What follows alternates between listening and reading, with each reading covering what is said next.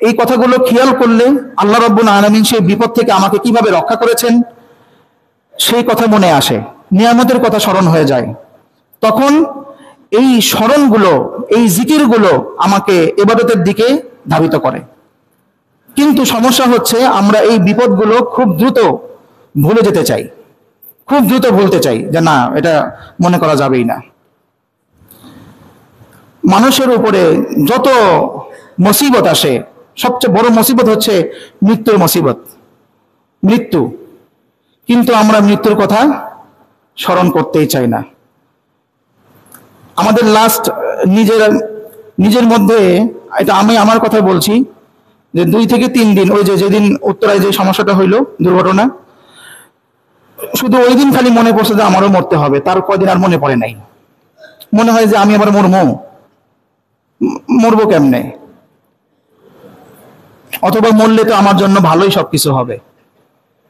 এরকম আমাদের মনে হয় কিনা ভাই বলেন? হয়। যদি মরেও যাই, আল্লাহ তো আমার জন্য ভালো কিছুই রাখছেন, এরকম মনে হয়। অথচ আল্লাহ রাব্বুল আলামিন বলছেন যে কাফেররা বলে ওমা আযুন্নু সাআতা কাইমা, যে কিয়ামত এটা আসবে না, মৃত্যু কিয়ামত এগুলো আসবে না। যদিও আসে, ওলা ইর রুজিআতু ইলা রাব্বি, আমি যদি আমার রবের নিকট ফিরেই যাই, লাকানা ইনদাহু লিল হুসনা, যে না, ওলা ইর রুজিআতু ইলা রাব্বি লা আজিদান্না খায়রাম মিনহা মুনকালাবা, যদি আমি আমার রবের নিকট ফিরে যাই তাহলে আল্লাহ আমার জন্য ভালো কিছুই রাখছেন। এটা কাফেরদের কথা। আর সেই কথায় আমি মুসলমান হয়ে আমি এটা মনে করছি যে আমার যত আমল আছে, এত আমল করছি, নামাজ কালাম পড়ছি, বাপ রে বাপ, আজকে 2 ওয়াক্ত নামাজ পড়ছি, এরকম মনে হয় যে 2 ওয়াক্ত নামাজ আজকে মসজিদে গিয়ে পড়ছি। এটাই দেখে কে? এদের সোয়াব কে দেয়? আবার 5 ওয়াক্ত পড়া লাগে, এরকম মনে হয় কিনা ভাই বলেন? অনেকে বলি ভাই নামাজ পড়া হয়, হুজুর প্রতি শুক্রবার পড়ি, এটা মেলা, আর বেশি করেন না। মানে বিশাল জুমার দিনে সব, বাপরে বাপরে বাপ, অনেক সব পেয়ে গেছেন উনি। ভাবসাব এমন যে অনেক সব। করোনার সময় একজনকে বললাম, ভাই জুমার নামাজ তো আসলে পড়া দরকার মসজিদে এসে।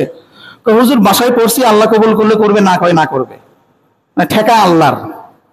যেখানে ইব্রাহিম আলাইহিস সালাম নবী হয়ে কাবা নির্মাণ করার পরে বলছেন রব্বানা তাকাব্বাল মিন্না ইন্নাকা আনতাস সামিউল আলিম, যে আল্লাহ কাবা তো নির্মাণ করলাম, এই কাবাকে কেন্দ্র করে মানুষ হজ করতে আসবে, ওমরা করতে আসবে, তাওয়াফ করবে, সমস্ত সওয়াবের একটা অংশ ইব্রাহিম আলাইহিস সালামের আমল নামায় যাবে না? যাবে। আবার আমরা যে দুরূদ শরীফ পড়ি, দুরূদ শরীফের মধ্যে আমরা কি বলি? কামা সাল্লাইতা আলা ইব্রাহিম। আমাদের সামনে মসজিদের চাদর যাচ্ছে, আমরা সবাই চাদরে দান করার চেষ্টা করি। আমাদের নামাজের অংশ ইব্রাহিম আলাইহিস সালামের জন্য দোয়া করা, এই একটা অংশ তার কাছে যাচ্ছে। এত মাকবুল ব্যক্তি, জাতির পিতা কে? যারা মুসলমান তাদের জাতির পিতা কে? ইব্রাহিম আলাইহিস সালাম। আর যারা বলে তুমি কে আমি কে, বাঙালি বাঙালি, তাদের জাতির পিতা অন্যজন। আর আমাদের জাতির পিতা কে? তাহলে তুমি কে আমি কে বলতে হবে, তুমি কে আমি কে, মুসলিম মুসলিম। আমাদের জাতির পিতা কে? ইব্রাহিম আলাইহিস সালাম। আর সে কে বাঙালি বাঙালি, ও জাতির পিতা কে? অন্যজন।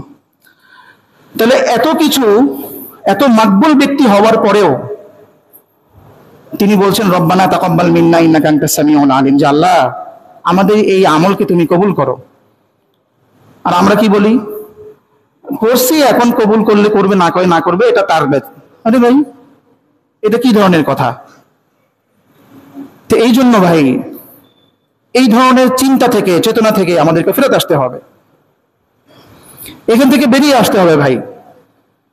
সময়টা এখন আমাদের উপর যেই সময়টা যাচ্ছে, পরীক্ষার সময়, খুব পরীক্ষার সময়।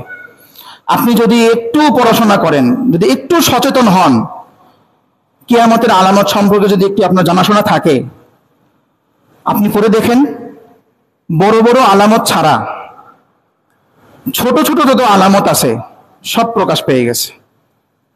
তার মানে আমরা একদম বড় আলামতের নিকটবর্তী হয়ে গেছি, একদম নিকটবর্তী।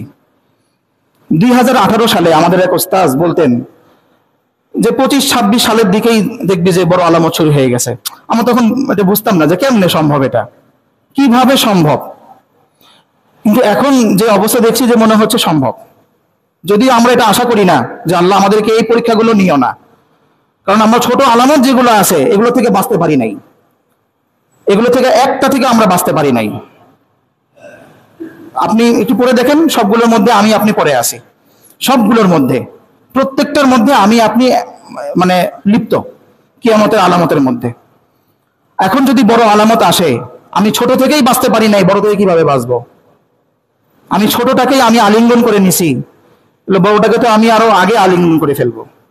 এই জন্য পরীক্ষার সময় যাচ্ছে ভাই, নিজের ইমানকে, নিজের তাওহীদকে, আল্লাহর উপরে নিজের চিন্তা চেতনাকে ঠিক করার সময় এখন। যদি এখনো ঠিক না করি, আমাদের জন্য বড়ই দুর্ভাগ্য। যদি গাফেল হয়ে থাকি, যদি অন্য মনস্ক হয়ে থাকি, আমার যে ভালো হতে হবে এই কথা যদি আমি স্মরণ নাই করি, তাহলে আমার জন্য দুর্ভাগ্য আছে। আমি আগেও হারাম খাইতাম, এখন আরো বেশি হারাম খাচ্ছি। আমি আগে একটু কম খাইতাম, এখন আরো বেশি খাচ্ছি। একটু এখন আগে তো খেতে পারতাম না, এখন না খেয়েছিলাম, এখন খাচ্ছি। এভাবে যদি হয় তাহলে খুব খারাপ, আপনি দুর্ভাগ্যের দিকে যাচ্ছেন। এটা মনে করার কোনো সুযোগ নাই যে সারাদিন মানুষের খালি থেকে চাঁদা নিব, ফিটিং খাবো, পরে গিয়ে খালি ভাই মাফ করে দিয়েন, ভাই দোয়া করে দিয়েন, মুর্শিদ ইমাম সাহেবকে দিয়ে একটু দোয়া করাই দিলাম। লাভ নাই, এগুলো দিয়ে লাভ নাই, কোনো লাভ হবে না। খুব ভাবার বিষয়, খুব ভাবার বিষয়। গত 21 তারিখ, তাই না ভাই? 21শে জুলাই না দুর্ঘটনা হইল? যে সমস্ত বাচ্চারা মারা গেছে, তারা কি 2 মিনিট আগে জানতো, 1 মিনিট আগে জানতো যে বিমানটা আমাদের উপরে ক্র্যাশ করবে? কখনোই না। ঠিক একইভাবে কিয়ামতের বড় আলামতগুলো শুরু হয়ে যাবে, আমরা বুঝতেই পারবো না, একটুও বুঝতে পারবো না। আল্লাহ রাব্বুল আলামিন বলেন, হাত্তা ইযা জাআতহুমুস সাআতু বাগতাতান। কোরআন শরীফের এই আয়াতটা দেখেন, বাগতাতান, হঠাৎ করেই তাদের কাছে চলে আসবে, হঠাৎ করেই। ওয়া হুম লা ইয়াশউরুন, তারা বুঝতেও পারবে না,